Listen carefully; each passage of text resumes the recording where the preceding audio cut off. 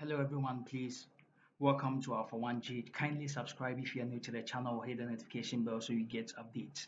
Like these videos, share and leave your comments. As a Ghanaian, you must also share your ideas with us so we can pick it and use it in our lives.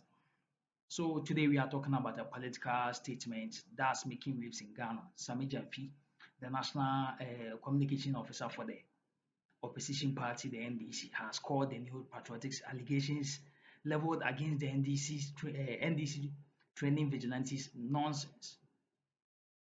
But what's behind this statement? That's the reason why we are here.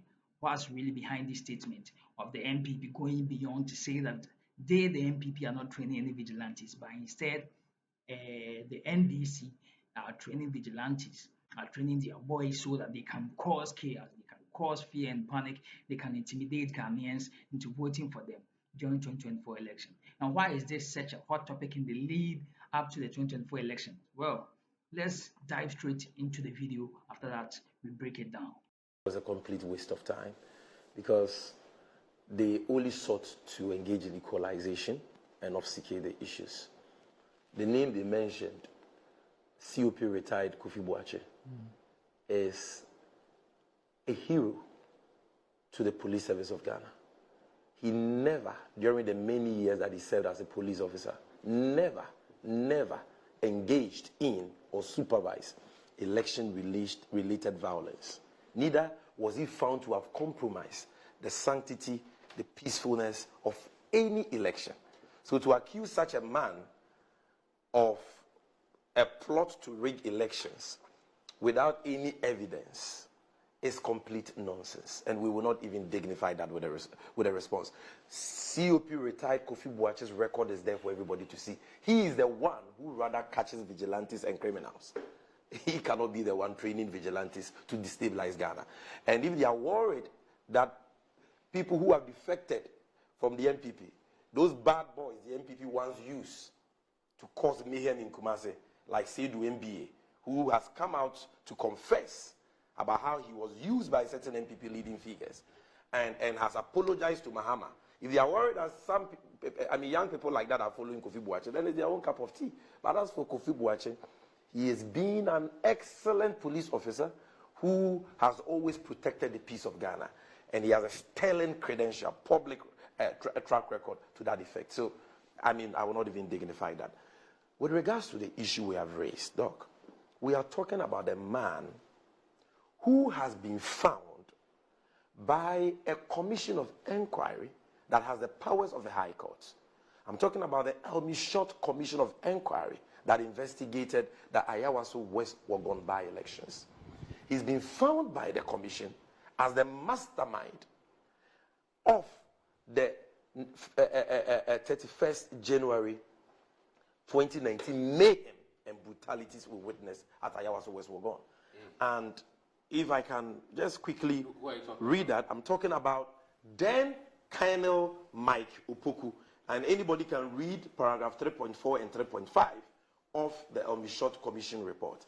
Now, I don't have time to read, but the point is, this man was found to be the mastermind. And that election, that by-election, is the most bloody by-election or election we've had in this country, where for the first time, we saw NPP vigilantes clothed in national security apparels, armed to the teeth, and they didn't even have the authorization to wield those arms. But this guy gave them the arms. They went and shot at innocent, unarmed civilians, harmed many in the process, maimed many in the process. We all know that. And that is the reason why the Short Commission recommended that he be reprimanded at paragraph 3.5 of their report. Now we found out that the guy was not reprimanded at all. Rather, he has been promoted from the rank of colonel to brigadier general. And he has been rewarded with a juicy appointment as the general officer commanding for the entire central command of the Ghana Armed Forces, headquartered in Kumasi, the capital of the Ashanti region. And by virtue of his position, he is part of the security task force for this year's election. And we are saying that this man is a danger and a threat to free, fair, and peaceful elections. He should be nowhere near the security architecture for elections in this country. That is number one. Number two, because of his record and his credentials, as a man who once supervised the most bloody, violent election we have seen in this country. We believe the intelligence, the credible intelligence we have received, that he is implementing the same strategy he used for Ayawaso West Wogon. What strategy is it? Training NPP vigilantes, who he intends once again to clothe in military apparels, like he clothed Double and his ilk in national security apparels for the first time in the history of Ghana. And he plans to arm them just like he armed Double and his goons to harm innocent civilians at Ayawaso. He plans to do the same thing to aid the NPP rig elections in Ashanti because he has been promised the position of CDS. So this is a man, we have said, we are not leaving it at the level of a press conference. We are preparing our petition, the necessary, you will see, because we have pictures of people who are being trained at Asotuare and military sites under his directions. And we are going to give that to the IGP, who is the chairman of the Election Security Task Force. We are going to give a copy to the CDS, who the guy does not even respect because he thinks that he deals directly with the president. And we are also going to petition all our developmental partners and stakeholders in the peace of Ghana. The Otumfuo, the British High Commission, the US Embassy in Ghana, all of them, ECOWAS, the election observers, we want them to know that this guy who has been found by a commission of inquiry to have supervised the Ayawaso West Wogon atrocities is the one giving this appointment by the Akufo-Addo. Sure. It cannot be a mere coincidence. So it's completely, baseless for the NPP to try to equalize by just throwing an allegation against Kofi Boakye when Kofi Boakye's record is sterling and squeaky clean. He does not have any such record like this Brigadier General Michael Luboku has. Yes. So let's we've all listened to what Sammy Gyamfi said about how the NPP are trying to just level up with them because they first accused the NPP of training vigilantes and what. So now what Nana B and the NPP are trying to do is just do the same thing to the NDC. But in reality, what the NDC said are true, are facts. They are having fact, they are having evidence, but what the NPP is saying is just baseless and nonsense allegations. So let's first understand what these allegations are about. The NPP has accused the NDC of training vigilante groups ahead of 2024 elections. According to the ruling party, the NPP, the NDC has been organizing and equipping these groups to potentially disrupt the election process and engage in violence influence the results. These claims have raised serious concerns about the integrity of the upcoming election and whether the opposition might resort to violence. So although this makes sense, I know what I'm saying makes sense. Although it makes sense that any political party or any groups that are training right now, those groups training currently equipping themselves with dangerous arms, munitions, and things, they are all to be investigated. Although Sammy Gyamfi is talking about how because they first made allegation against the NPP is trying to make baseless and useless allegations against them. But still, this must not be taken lightly. And this must not be taken lightly at all. Maybe Sammy Gyamfi don't know about it. Maybe it might be there. So IGP for an form, this might not be taken lightly. The NPP's allegations have stoked fear that NPP allegations have stoked fears that the upcoming election could be marred by violence, especially given the tense political atmosphere. But Sammy Gyamfi, the communication chief for the NDC, has rejected these claims outright, calling them nonsense. He has strongly defended his party, claiming that the NDC has no such plans to train or use vigilante groups for any violent purposes. Of course, that's what everyone will say. That's what everyone is saying. Just like the NDC leveled these allegations against the NPP said the same thing. They have no idea. They don't know what the NDC is talking about, blah, blah, blah. Now the NDC has leveled the same allegations against the NPP. NPP has leveled the same allegations against the NDC. Still, and these people also are also denying, these political parties also denying that they haven't done this, they don't know about this and that.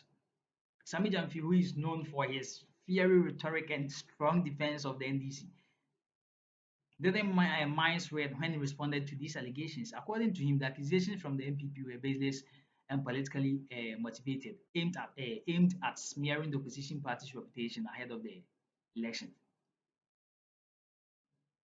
So what the NPP is trying to do is paint the NDC black. So part number B and the whole reason why they had that press conference was to paint the NDC black so that they can get ahead, because they feel that after the allegations being leveled by the NDC against them, it painted them black and it gave NDC the upper hand, because people started talking, people started pointing fingers at them and things. So right now they've also leveled the same allegations against the NDC. People has also started talking, just as I'm saying. No one can come and stand there. Nobody, no, except for the politician. I mean, those who are from NDC, they can just come out and they'll be saying it's not true. They'll be saying it's nonsensical. It doesn't make sense. But we, the normal citizens, common citizens, we won't just say that it's nonsense, because we don't really know what you guys are planning behind the scenes and what NPP is planning behind the scenes. We all know the NDC and NPP. Every party plans something behind the scene, and we don't know what it is. He called the claims nonsense. That's one funny word, but he called it nonsense and dismissed them as attempts to deflect attention from real issues affecting the country, including economic challenges and in the allegations they leveled against them about the military men training NPP boys to cause that, and that. He's saying that that's why they also made that allegation. Some of them insisted that the NDC's focus is on peaceful campaigning and that they did not engage in violent activities. His words were clear. The NDC will not allow themselves to be painted as perpetrators of violence just to score political points. Sammy Gyamfi's words were very, very clear. So now this isn't the first time vigilantes group have been a part of the political conversation in Ghana. In past elections, both NPP and NDC have been accused of having their own informal security groups, often referred to as vigilantes or militant groups or the invisible groups or this and that. These groups have sometimes been linked to political violence, intimidation, and election-related unrest.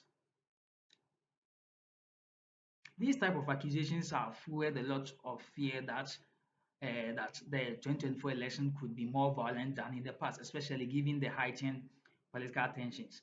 And while both NPP and NDC deny using vigilante groups for violent purposes, it's clear that such groups have been part of the political landscape in Ghana for years. First, when I heard of these vigilante groups, even I didn't hear of them as vigilante. I heard of the invisible force and this and that, and I heard that they were used to mobilize supporters so that they can go and vote. They are the boys who will be doing campaign. They be campaign. We've been when during election, all campaigns must cease. But these boys are the boys who goes to houses by houses asking, "Have you voted?" Oh no, then they mobilize people, those people in the community, get a car for them, get a bus for them to go to the voting center to vote. Those were the DRX, the invisible forces, the vigilante, whatever. Those are the things they were supposed to do, or they are supposed to be doing. As I know, they campaign, they mobilize support, they help the party in those kind of ways. But as at now, they've turned those kind of things around and they have been using them for violent purposes. As we heard in the 2024 election, the integrity of the electoral processes is critical for Ghana's continued reputation as a stable democracy in West Africa. The accusations of vigilante training are serious because they question whether the political environment will remain peaceful or if violence will become a tool for securing electoral victories. We need peace. We don't need no violence. But how sure are we that these vigilantes, these invisible these groups will not use violence to gain political power, because they'll be intimidating people. They have been doing that as we know, and right now they are being trained by military men. Look at the kind of training military go through, and right now these invisible forces who are supposed to be campaigning, who are supposed to be helping the party members get to the voting center, helping the party with running around for the party, are now being trained as military personnel to come to these events. How can we not be intimidated? How can the voters not be intimidated if you see these people carrying guns? Once you know they are not authorized to, and the scary thing is you wouldn't know the difference between them and the police or them and the military. Because if only police are there, they will be in the midst of the police. If the military are there, they will be in the midst of the military. And that's the scary thing, because you wouldn't know. I remember 2020 or 2016, those kind of violence, all the violence that went on, the police came out to disregard all those things, that they were in the police. They are boys that they don't know about, but they were in military uniform and things. So now, how are we going to separate the men from the boys? Get what I'm saying, right? How are we going to separate the military or the police from these guru boys or these vigilantes, the invisible forces, the what? How are we going to separate them? Because they'll all be in a respectable uniform. That's the police or the military uniform. So how will you know this guy is going to protect me or kill me or hurt me or do this to me? That's the scary part. But well, Ghana is for all of us. We are Ghana. Without us, there is no Ghana. Let's share our ideas. Let's speak out. Let's voice out these things. Don't be there. Don't be in a corner just waiting for the elections. Don't stay in your house. Go out and vote in your numbers. Don't be intimidated by anybody. And let's speak out so we can prevent any bloodshed, any violence, or all of it, any of those sorts. Anything that can harm us, let's speak out so we can prevent it. Prevention is better than cure. So let's speak out about these things so that they can take measures and prevent all these kind of violences. Well, Ghana has historically been like we are peaceful. We are a peaceful country. Historically, we have had peaceful elections, especially compared to some other African countries. But these kinds of allegations can raise concerns and shake the public confidence. The last thing anyone wants is to see violence on election day, and it's crucial that all political parties work towards de-escalating tensions rather than fueling them. All political parties work towards de-escalating tensions rather than fueling them. But why are you guys training vigilantes? And as we all know, when there is violence, the former president, the current president, as far as the what minister MP, we know you all have the resources to leave the country, but not all of us have that kind of resources to leave this country.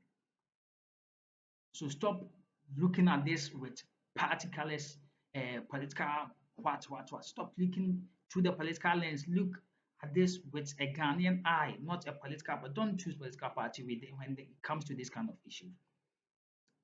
There's no political party when it comes to this kind of issue. Violence during elections, violence, this chaos and that. Don't look through political lens. No.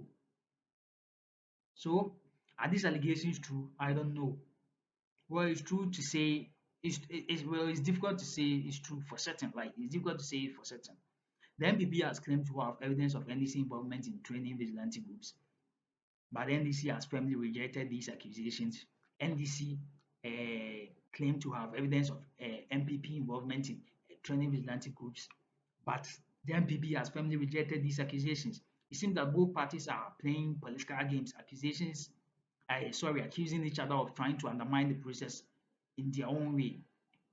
At this point, there is no concrete proof that the NDC is actively training vigilantes for violence. There is no concrete proof that NPP is actively training vigilantes for violence. However, the accusations alone are enough to raise alarms about how the elections might unfold. This is the kind of rhetoric that can heighten suspicion, stir up fear, and potentially lead to more unrest. As we move to as we move closer to the 2024 election, all eyes will be on Ghana's political environment. With this back and forth between the NPP and the NDC, the question still remains: will both parties stick to peaceful campaigns, or will we see more polarization, division, and even violence? What's clear is that political political stability and peaceful elections are in the hands of both the government and opposition. Voters too have a role in ensuring that these elections stay calm and free of violence. We have that role too. Both parties need to move beyond accusations and focus on their policies and how they can improve the lives of Ghanaians. So what do you think about Sammy Gyamfi's response? What do you think about Sammy Gyamfi's response to these allegations? Do you think the NPP is right to say right to raise concerns about vigilante groups, or do you believe that these accusations are simply political distractions? Let me know in the comment below. Drop your comments. Comment is very important. Your opinion matters. And if you found this video insightful, don't forget to like, share, and subscribe for more updates on Ghana's elections. We've got a lot more to cover in the coming months, and I don't want you to miss it. So kindly subscribe. Thank you for watching, and I'll see you in the next video. Stay tuned.